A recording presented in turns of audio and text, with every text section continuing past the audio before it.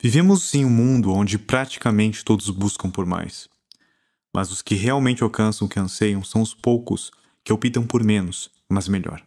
Se você ficar comigo até o final desse episódio, eu vou te mostrar que, na maioria das vezes, dizer não para os outros é dizer sim para si mesmo. Vamos lá? Bem-vindo de volta ao podcast Vida Lendária. Se você é novo por aqui, meu nome é Alan Nicolas e através desse podcast eu vou trazer insights, reflexões e ensinamentos que vão ajudar você a construir uma vida com mais conquistas, mais significado, uma vida que merece ser vivida, uma vida lendária. Estamos na era da informação e nunca antes em toda a história da humanidade o ser humano teve tantas possibilidades. O conhecimento, que eu acredito ser o maior ativo de transformação que existe, ele nunca teve tão acessível. Nesse exato momento, você tem o conhecimento do mundo inteiro, literalmente na palma da sua mão. Com apenas alguns toques, você pode ter acesso virtualmente a qualquer informação. Se eu para pensar que você carrega aí no seu bolso um poder computacional maior do que aquele que já levou o homem para a Lua, cara, isso é muito poder. Mas como já dizia o tio Ben do Homem-Aranha, com grandes poderes vem grandes responsabilidades. Essa era da informação também pode ser chamada a era da distração. Afinal, são tantas possibilidades e a gente não quer perder nenhuma, não é? Mas como nosso tempo e energia são limitados, como saber qual é a melhor opção? Como saber se isso é realmente o que você deveria estar fazendo? Será que não tem um jeito mais fácil, mais rápido, mais inteligente? Todos os dias a gente é confrontado com a necessidade de tomar decisões. E a verdade cruel é que, na maioria das vezes, nós só vamos descobrir se aquela foi a decisão certa após a gente tomar ela. E isso gera incerteza, desconforto, ansiedade. A gente acaba sofrendo de um fenômeno que nos paralisa, chamado fadiga da decisão. Para escrever esse episódio mesmo, eu comecei escrevendo no meu caderno, parei para escrever no Google Docs, porque assim eu podia alterar ele de lugares diferentes, como no meu celular, do meu iPad, etc. Só que chegou um momento que eu comecei a me sentir que estava meio prolixo, escrevendo demais sobre um determinado tópico. Então eu resolvi desenhar um mapa mental com todos os tópicos que eu ia falar aqui para poder ser o mais breve e sucinto possível. São tantas maneiras de fazer a mesma coisa, será que eu estou fazendo da melhor forma? Você já deve ter passado por algo assim. Quantas vezes você já abriu a Netflix, ficou, sei lá, de 30 minutos até uma hora procurando algo para assistir, olhando trailers, etc. Leu recomendações em sites como Adoro Cinema, outros sites de indicação de séries e filmes. E ficou tanto tempo procurando, assistindo trailer, olhando coisa, que no fim ficou tão cansado que até acabou desistindo de assistir ou colocando a série que você costuma assistir sempre. E eu confesso que isso aconteceu já comigo algumas vezes. E isso não acontece só com Netflix. Isso acontece o tempo todo em várias áreas da nossa vida. Temos tantas opções hoje. Eu lembro que era tão mais fácil quando eu era novo. Eu ia na locadora. Bom, agora eu entreguei minha idade, né? Alguns eu acho que nem sabem o que é uma locadora. Mas vamos lá. Eu ia lá na locadora. Eles tinham poucas opções. Eram 3 ou 4 lançamentos no máximo. Muitas vezes essa fita ou DVD já estavam locados, então eu não tinha escolha a não ser pegar algo que nem era tão novo assim. E a gente assistia o filme todo, era um evento, né? As pessoas se juntavam para assistir o filme e a gente não tinha muito o que fazer. Mesmo se o filme não fosse tão bom, a gente ia assistir o filme até o final, afinal a gente pagou por ele. E algumas vezes a gente só tinha 24 horas com essa fita emprestada. E eu não tô sendo nostálgico aqui dizendo que aquela época era melhor. Eu prefiro muito mais as opções que a gente tem hoje. Mas isso é um fato. Hoje, o excesso de opções nos paralisa. Só na Netflix a gente tem mais de 1000 títulos e mais de 32 mil episódios de série. E eu estou falando só de Netflix. Eu mesmo tenho mais 2, que é a Amazon Prime e a Apple TV. E isso que a gente nem tá falando de YouTube, que é a maior plataforma de vídeos do mundo. Para você ter ideia, a cada minuto, 400 horas de vídeo são enviadas para o YouTube. Ou seja, é impossível aproveitar todo o conhecimento que existe, mesmo se nos limitarmos apenas a consumir conteúdo do YouTube. Tanta possibilidade nos leva a desenvolver uma coisa chamada FOBO. F-O-B-O. Fear of Better Options. O medo de perder melhores opções. Será que não tem uma série melhor, um filme melhor, um livro melhor, um curso melhor, um emprego melhor, um relacionamento melhor que eu poderia estar nesse momento? E não me entenda mal, é muito bom buscarmos algo melhor. Afinal, eu acredito que você está aqui porque você quer se tornar uma pessoa melhor. Só que quando a gente entra nesse modo fobo, nós não conseguimos terminar nada que começamos. Porque continuamente estamos sempre achando que pode ter algo melhor ou muito melhor do que a gente está fazendo ou obtendo. Então a gente larga algo e vamos pro próximo, pulando de uma coisa para outra. E assim a gente nunca fica bom em nada. A gente nunca alcança o nosso potencial. Porque a gente está sempre turistando, a gente está sempre fazendo as coisas só começando e não concluindo nada, fazendo as coisas de forma muito superficial. O mesmo estado de paralisia que às vezes eu tenho, e você talvez tenha também, ao tentar escolher uma coisa simples, como um filme ou uma série para assistir, é o que te impede de crescer. Eu conheço pessoas que começaram comigo no marketing digital lá em 2016, mas como nunca achavam que estavam boas o suficiente, nunca colocavam em prática. Até hoje elas estão em busca dessa estratégia perfeita. E sinceramente, algumas delas sabem muito mais do que eu. Mas o mundo não recompensa os que simplesmente detêm o conhecimento. Ele recompensa os que colocam em prática o conhecimento que detêm. A informação em si já virou commodity. O que você faz com ela que importa. E em um mundo tão vasto de informação, aqueles que conseguem filtrar aquilo que realmente importa e colocar em prática são os que conquistam os resultados que almejam. E agora você esteja talvez se perguntando, mas Alan, como é que eu vou saber o que importa? E é para isso que eu criei esse episódio. Para te ensinar de uma forma simples de descobrir e atuar no que realmente importa, chamada essencialismo. Uma ideia que Aristóteles já defendia 300 anos antes de Cristo, mas que nunca foi tão fundamental quanto é hoje. Em 2014, eu assisti uma TED Talk chamada Minimalismo. E desde lá eu venho tentando ser mais consciente sobre o que eu tenho, onde eu aplico o meu tempo. Porque eu sempre tive muita dificuldade para dizer não. Então, eu estava sempre tentando agradar os outros e isso me colocava numa situação onde eu virava escravo dos compromissos que muitas vezes eram desejados. E em 2014, eu sempre trabalhei muito, né? Eu trabalhava também umas 18 horas por dia, hoje eu trabalho menos, mas terminava sempre um mês negativo, diferente do que como eu termino o mês hoje. Eu me alimentava extremamente mal, eu estava uns 16 quilos, 18 quilos acima do peso. Eu comecei a ter dores muito frequentes no peito, no braço, parecia que eu ia infartar. Eu rio agora, mas era bem intenso. Eu estava sempre muito ansioso, muito preocupado com as contas atrasadas. E, cara, quem já passou por isso, ou tá passando por isso, sabe como é uma merda viver todo mês com contas atrasadas, pensando no boleto que tem que pagar. E eu não tinha tempo para correr atrás de clientes bons. Porque eu estava sempre dizendo sim para os clientes que apareciam. Então eu estava sempre preso com eles já. E quando apareceu do cliente, como eu não tinha tempo de correr atrás de outro, eu aceitava. Só que normalmente não eram os melhores clientes que chegavam até mim. Então era um ciclo vicioso de estresse. E não só estresse, mas de estresse e pouca recompensa.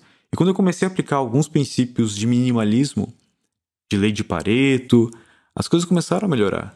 Então eu comecei a estudar cada vez mais sobre isso. E em 2017, no aeroporto lá em Belo Horizonte, após o evento Fire da Hotmart, estava lá almoçando com o meu sócio, que na época era o Paulo Barros, e passou por nós um concorrente, o Mário Vergara. E ele viu que a gente estava almoçando ali e tal, e veio sentar com a gente, porque ele tinha sido fã do Paulo e tal, por todo o trabalho que o Paulo faz há muito tempo no YouTube. E na época, o Mário tinha feito um lançamento de 8 dígitos. E ele atuava, para quem não sabe o que é 8 dígitos, mais de 10 milhões de reais. E ele atuava no mesmo nicho que nós, no nicho de idiomas ensinando inglês. E eu queria saber o segredo dele. O que a gente já fazia, por exemplo, webinários, funis de lançamento perpétuo, a gente tinha várias entradas diferentes, iscas diferentes. Nós tínhamos muitas coisas rodando ali, mas o nosso faturamento nunca passava de 250 mil por mês. E era como se tivesse um teto de vidro, sabe? Que a gente batia lá e voltava. E eu queria saber qual era o segredo do Mário Vergara, porque ele conseguiu fazer algo que é muito maior do que nós. E nesse almoço eu perguntei pra ele: você tá usando alguma estratégia do Ryan Dice, como Tripwire, pra pagar o tráfego do leads, alguma coisa assim? E ele me perguntou quem era o Ryan Dice. E, bom, eu pensei, ele deve seguir outra escola, deve estudar com outro cara de fora e tal. Daí eu perguntei, tu sabe tá usando alguma estratégia do Frank Kern? Ele me perguntou quem que era esse cara. E ali naquele ponto eu já achei que ele tava tirando uma onda com a minha cara, que não queria, ou que não queria abrir alguma coisa. E daí eu comecei a falar de várias estratégias que a gente estava utilizando, né? Eu comecei a falar que algumas estratégias do Todd Brown, Russell Brunson, Andy Jenkins, Jeff Walker, e comecei a falar de um monte de coisa. E ele me falou: eu só aprendi o fórmulas de lançamento com o Érico e minha estratégia de conteúdo é baseado no Gary Vee, que é conteúdo massivo, dominar as plataformas com conteúdo, etc. E eu, sinceramente, não entendi. Eu pensei, cara, eu estudo pra caramba, o cara nem sabe o nome dos caras fodas lá da gringa, e ele faz 10M e eu não. E eu fiquei insistindo ali pra descobrir alguma estratégia dele, pra ver se ele abria e me falava o segredo dele. Então, como ele não estava falando ali muito, aparentemente, eu comecei a falar os meus, né? Eu falei das minhas estratégias, como eu montei os funis perpétuos, como é que eu fazia os webinários. Eu comecei a entregar o que eu considero o meu ouro para ele. E falei tudo aquilo que funcionava para nós. E ele começou daí a passar o ouro dele para nós. E ele me falou o seguinte, cara, acho que ele percebeu que eu tava em busca de um segredo, alguma coisa assim, e ele me falou exatamente, vou te contar um segredo. E daí, claro que eu fiquei extremamente atento, né? Eu queria descobrir o que era o ultra segredo dele. E ele me falou que, cara, eu foco nos primeiros 5 minutos da CPL1. Ela é a parte mais importante de todo o lançamento, porque... E aí ele começou a me explicar ali o porquê, que não vem ao caso aqui. Mas eu pensei, what the fuck? Cara, que sacanagem. O cara tá escondendo ouro. Eu fiquei pensando, cara, por que ele não me fala? Não deve ser isso. Com certeza não deve ser isso. Deve ser outra coisa. E eu fiquei ali entregando mais ouro pra ele, né? Falando de como é que eu aumentava as minhas taxas de entregabilidade, como é que eu fazia o pessoal abrir mais. Eu comecei a dizer tudo o que eu fazia ali pra ele, dos funis, etc. E, cara, ele me cortou, não deixou eu falar, porque eu tava falando de como é que eu poderia ser implementado no dele, né? E daí ele me cortou e me explicou que ele não ia fazer aquilo ali, porque para ele funcionava melhor o simples. Daí ele me disse que tinha lido um livro chamado Essencialismo e que fez muito sentido porque ele já aplicava isso na vida dele de forma inconsciente. Mas quando liu o livro, ele conseguiu entender que existe uma filosofia por trás do que ele fazia, existe um processo, uma forma de enxergar as coisas e interpretar elas. E ele preferia manter as coisas como estavam, como ele estava fazendo, que era extremamente simples, ele conseguia entender de uma forma simples, e era o jeito dele de trabalhar. E sinceramente, cara, eu achei que ele tava falando merda. Que na real, que ele não queria, na real, é me contar o segredo dele, que eu era concorrente dele. E eu continuei em 2017 estudando pra caramba, fiz, nossa, muito curso sobre funil de vendas, conversão, e eu ia colocando tudo em prática. Muitas coisas davam super certo e tudo mais. E, nossa, estruturas lindas, assim, funis gigantes, extremamente complexos, e eu mergulhava pra caramba daquilo.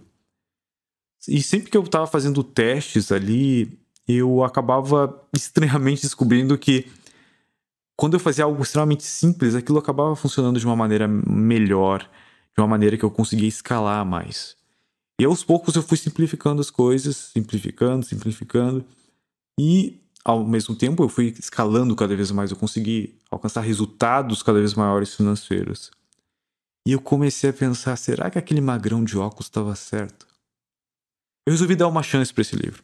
Afinal, eu já tinha lido tantos, né? O que seria mais um? E, bom, ele foi um dos livros que me fez parar para refletir quase a cada página.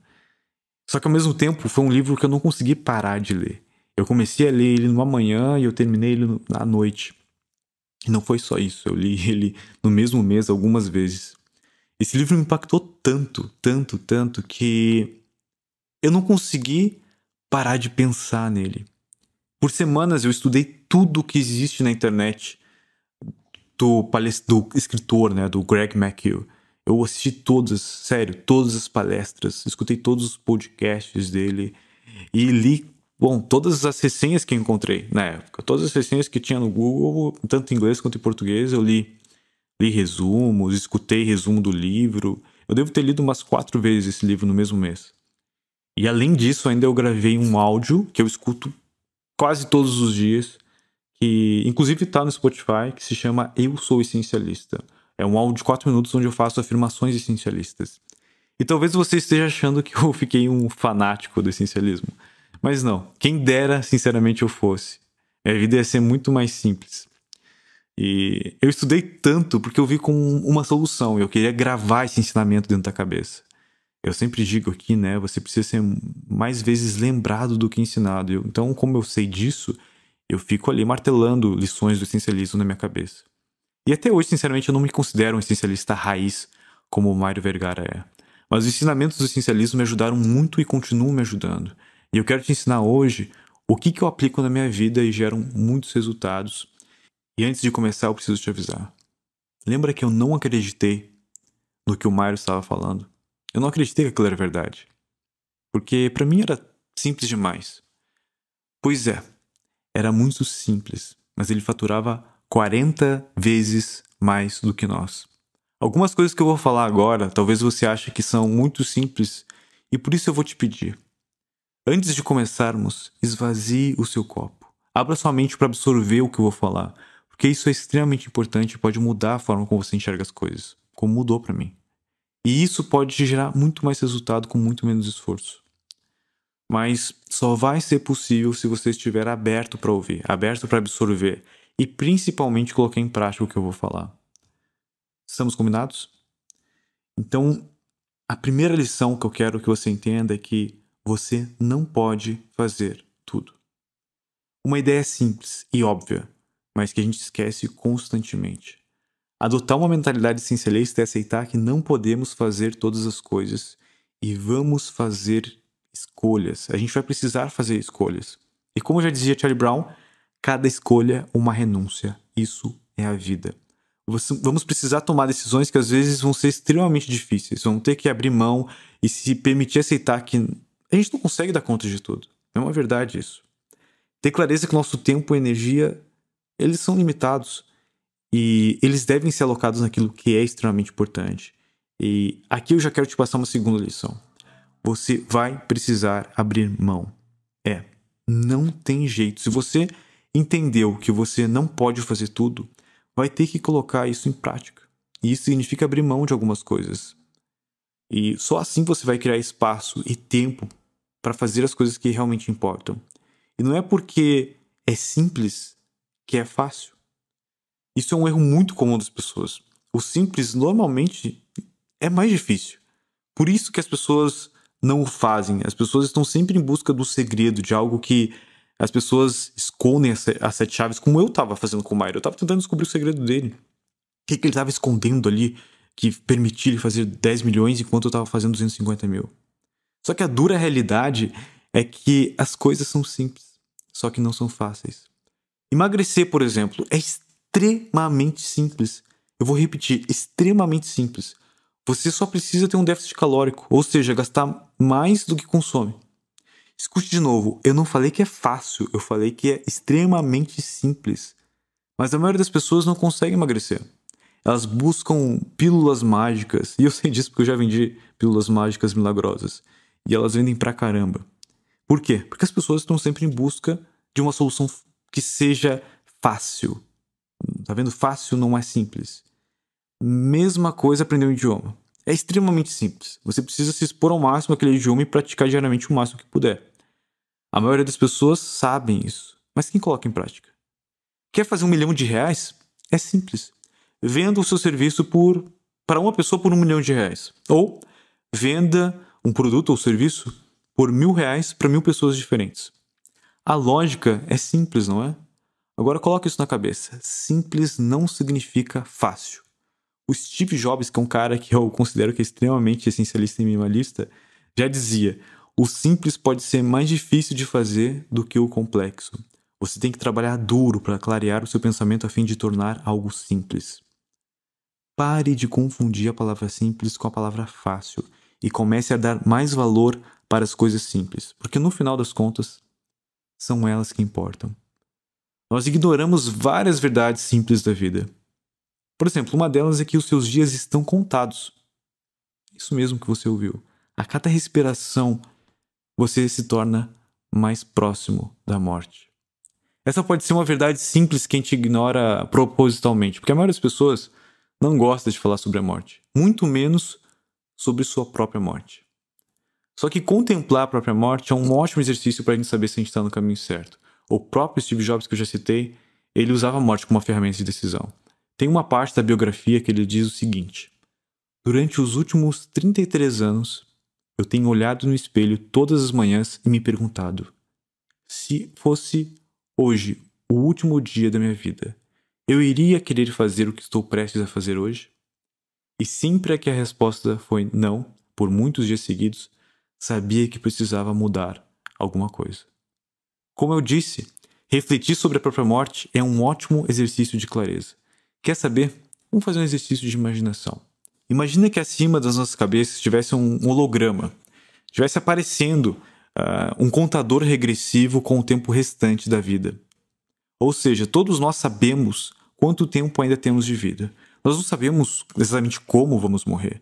A gente só sabe que esse contador, ele nunca falha. No seu está marcando agora 5 anos, 2 meses, 3 dias, 6 horas, 45 minutos e 50 segundos. 49, 48, 47, 46, 45. Você pegou a ideia aí. Seu tempo está acabando. A cada segundo você está mais próximo desse contador chegar a zero. E é bem provável que você vai refletir melhor onde você emprega o seu tempo. Você não vai simplesmente dizer sim para tudo. Você vai querer usar seu tempo da melhor forma possível, não é?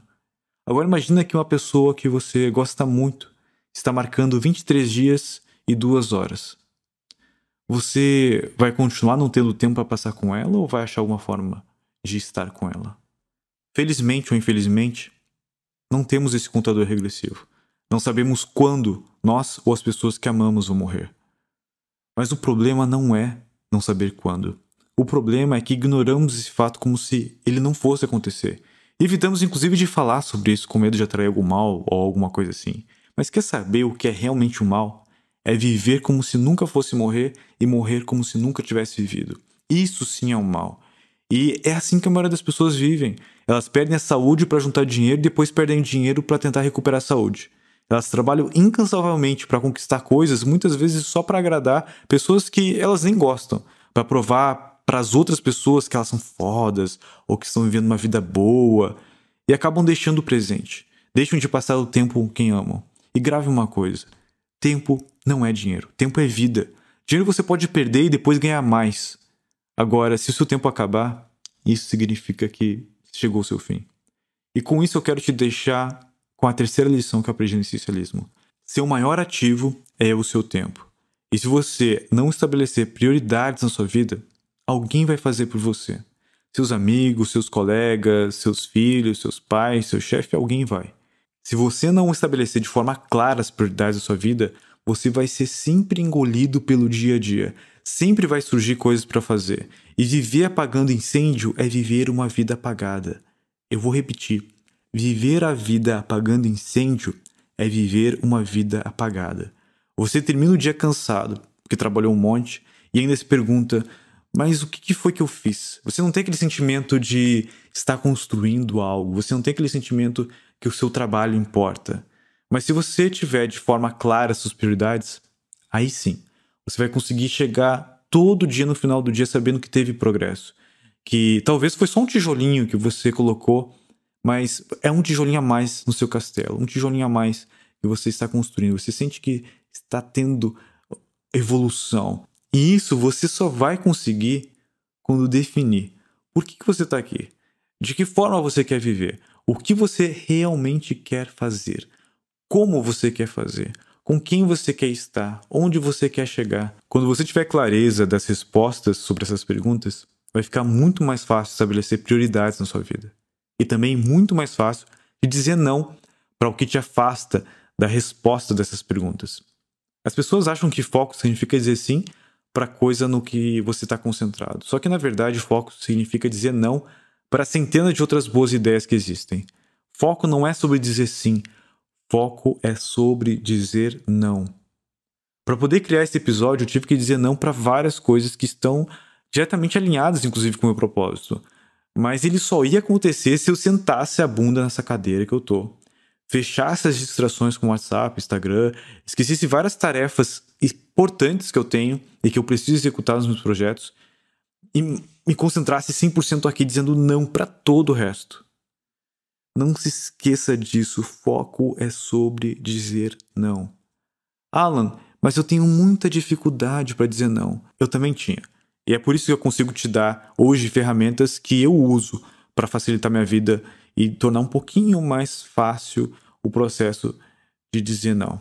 Uma frase que eu tirei do livro que virou até um quadro aqui na minha parede é o seguinte: se não é um sim óbvio, então é um não óbvio. Ou seja, tá em dúvida? Diga não. Nunca diga sim se você tiver uma dúvida que seja. Só que não procrastine uma decisão. Empurrar com a barriga também é uma decisão. E normalmente a pior delas. Eu tenho algumas técnicas para tomar a decisão que eu uso e vou compartilhar com você agora. A primeira delas é a seguinte: o que eu tenho a perder se eu disser não? Eu listo as coisas que eu posso perder se eu disser não. Depois eu me pergunto, o que eu tenho a ganhar se eu disser sim? Novamente eu faço uma lista do que eu tenho a ganhar se eu disser sim. E daí eu faço uma terceira pergunta: do que eu preciso abrir mão se eu disser sim? Não se esqueça, sempre é uma troca.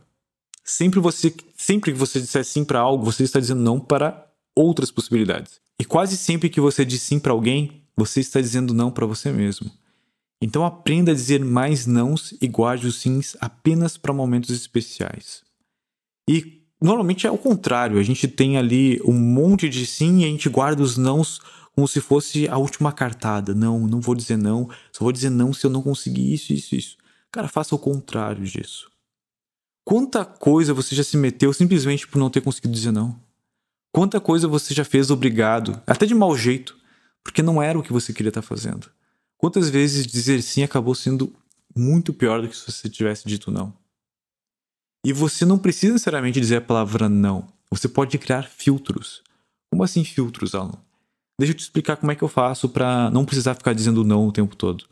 Quando alguém me pede algo, e eu normalmente peço para essa pessoa formalizar esse pedido por e-mail. Então eu recebo vários inbox ali com pedidos, às vezes até meio complexos e meio bem pessoais assim, de algumas pessoas no meu Instagram. E que eu peço? Eu peço para a pessoa formalizar no e-mail esse pedido. Porque isso me ajuda a me organizar e também acaba criando um filtro. Deixa eu te contar um segredo. A maioria das pessoas não me manda esse e-mail. Outra coisa é que eu estabeleço limites claros logo que eu conheço alguém. Eu digo normalmente o que eu faço, o que eu não faço. Assim as pessoas já sabem, já me conhecem, já sabem que algumas coisas eu não costumo fazer, outras eu faço. Então elas não vão me convidar para aquilo que elas já sabem, que eu já deixei bem claro que eu não gosto ou não faço. E talvez você pense, mas Alan, assim tu vai perder oportunidades. Mas se você acha que estabelecer limites vão limitar suas possibilidades e se sentir mal por isso, por talvez perder uma oportunidade, uma possibilidade, você tá com uma coisa que eu já tive que se chama FOMO. F-O-M-O. Significa Fear of Missing Out, ou medo de perder algo. Tem pessoas que têm as suas vidas regradas por FOMO. Elas estão sempre dizendo sim para tudo, porque elas têm medo de perder alguma oportunidade por dizer não. E eu sei porque eu já tive isso, principalmente quando eu comecei no marketing digital. Eu fazia todos os cursos, seguia todo mundo, testava todas as estratégias. Cara, eu parecia uma barata tonta, eu conversava com todo mundo o tempo todo. O que me pediam eu tava fazendo, qualquer parceria que aparecesse eu tava aceitando. Mas se você sabe para onde você quer ir, você não precisa aproveitar todas as oportunidades.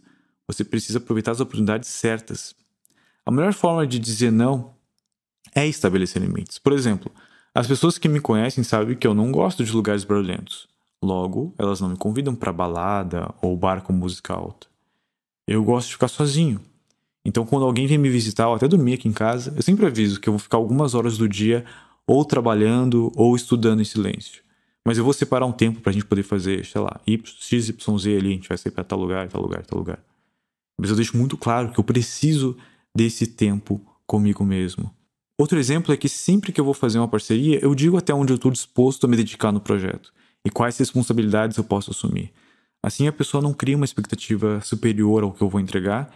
E se eu entregar mais, o que normalmente eu faço, Foi um over delivery, foi algo, não era uma obrigação, foi algo que foi acima do esperado. Então, sempre que eu posso, eu estabeleço limites. E assim, eu não preciso dizer não ou chamar a atenção de alguém para alguma coisa.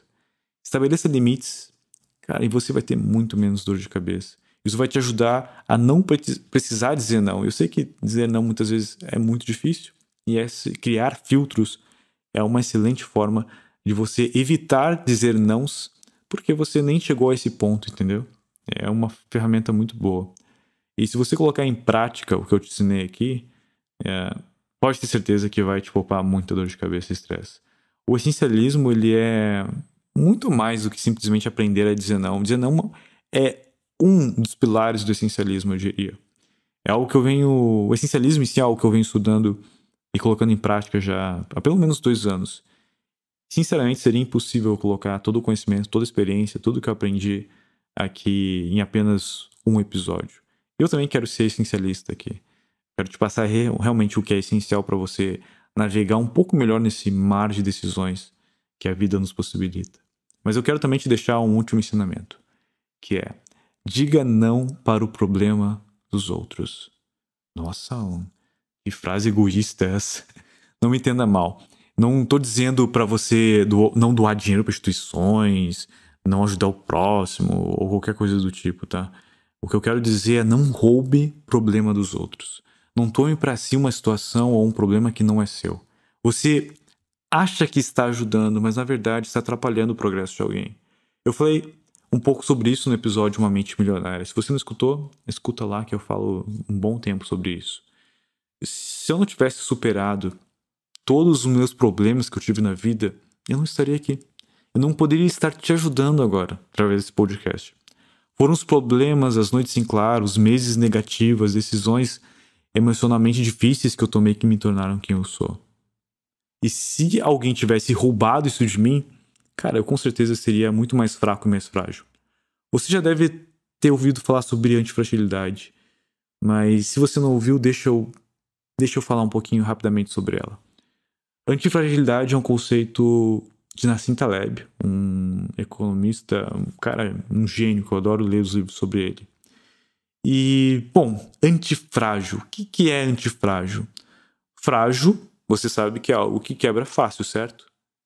Logo, antifrágil é...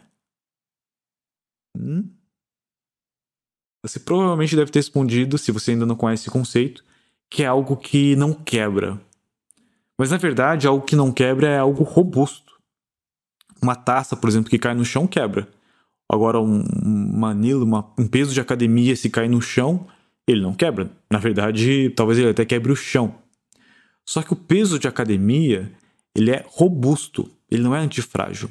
Se a taça, por exemplo, fosse antifrágil, cada vez que ela caísse no chão, ela ficaria ainda mais forte, mais resistente do que já era. O antifrágil se beneficia do caos, ou seja, se beneficia de tomar porrada, de ter problema. E as pessoas de sucesso adotam uma mentalidade antifrágil. Se você roubar um problema de alguém, você vai deixar simplesmente essa pessoa mais fraca. Se ela está tendo aquele problema, é provavelmente por alguma ação que ela fez ou deixou de fazer e precisa aprender com aquilo. E eu não estou dizendo aqui que você não deve dar assistência para alguém.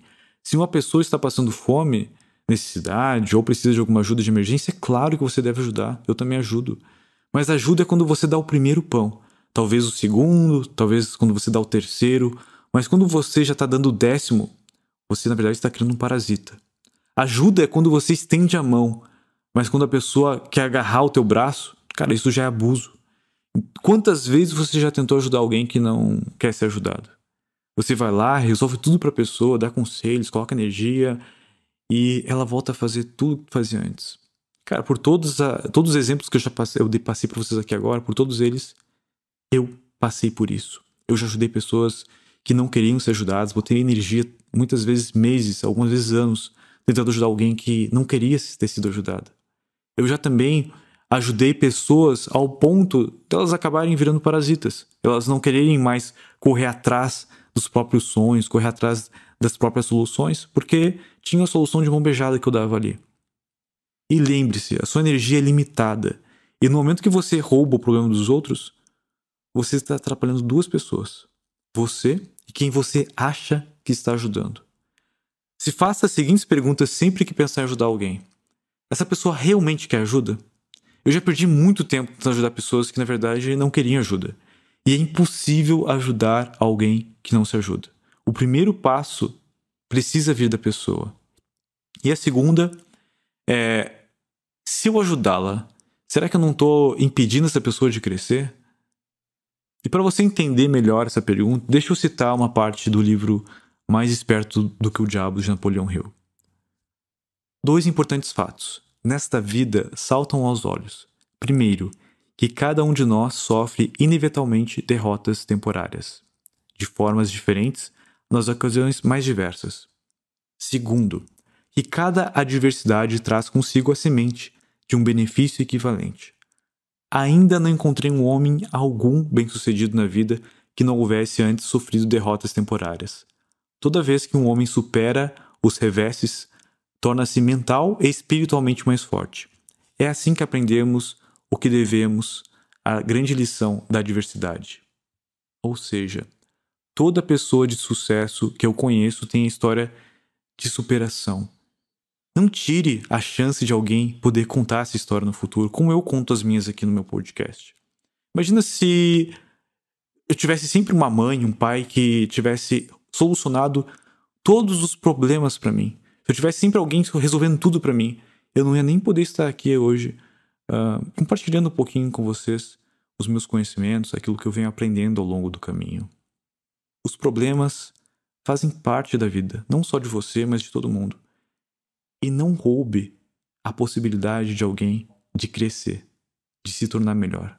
Além de ajudar ela, você vai estar se ajudando também, tendo um problema a menos para resolver. Aprenda a dizer não e você terá tempo e energia para viver a vida que você anseia, uma vida lendária. Esse episódio vai ficando por aqui. E se você acredita que de alguma forma ele contribuiu para você, então compartilhe ele com um amigo, uma pessoa que você gosta, para ele também escutar esse conteúdo e poder começar a adotar uma vida mais essencialista e aprender também a dizer não, como você aprendeu algumas estratégias agora. Eu pretendo falar mais sobre essencialismo. O essencialismo é algo que faz parte da minha vida. Eu me considero um aprendiz ainda, então eu vou compartilhar mais sobre esse meu trajeto com vocês, me tornando uma pessoa cada vez mais essencialista. E como eu falei, aprender a dizer não é apenas um dos pilares do essencialismo, tem muito mais.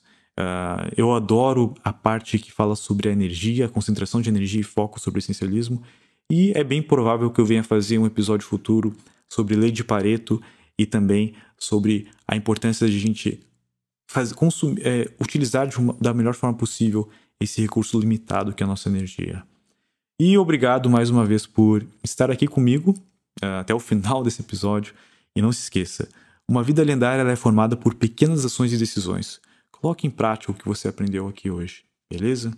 Então até o próximo episódio. Até mais.